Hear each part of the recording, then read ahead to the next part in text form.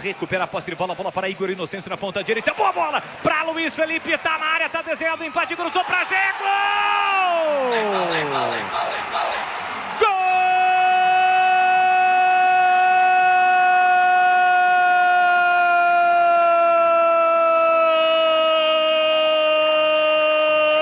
Gol da Ponte!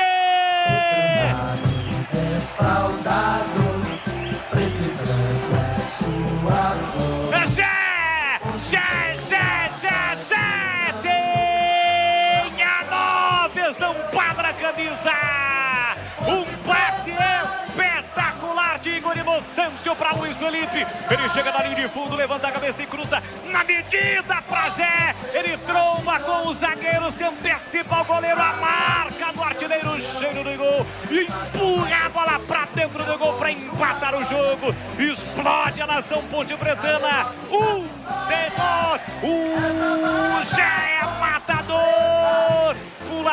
Pula, sai do chão e vibra a macacada. Olha o povão festejando, olha a galera vibrando, balançou a rede. É gol da macaca. Gé empata o jogo no majestoso, tudo igual no Moisés Lucarelli. O gol é de Gé, na marca de 31 minutos de bola rolando no primeiro tempo. Solte o grito, grita comigo, nação ponte-pretana.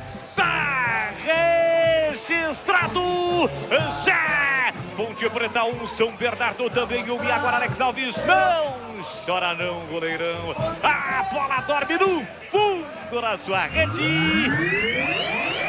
e o detalhe do gol, Vladimir Catarino. A alçada de bola do Igor Inocêncio para o Luiz Felipe foi algo de primoroso, né? Descobriu o lateral da Ponte praticamente livre na ponta. Foi em linha de fundo, cruzou no meio, aí o senso de matador, a qualidade ofensiva do Gé para mandar a bola. Vem a Ponte. Vem de novo o lançamento, Igor Inocêncio afasta, tira de qualquer maneira a zaga do Berton, completando o Vladimir. É o Gé que marca o terceiro gol dele no Campeonato Paulista. Tudo igual aqui no Majestoso, 1-1.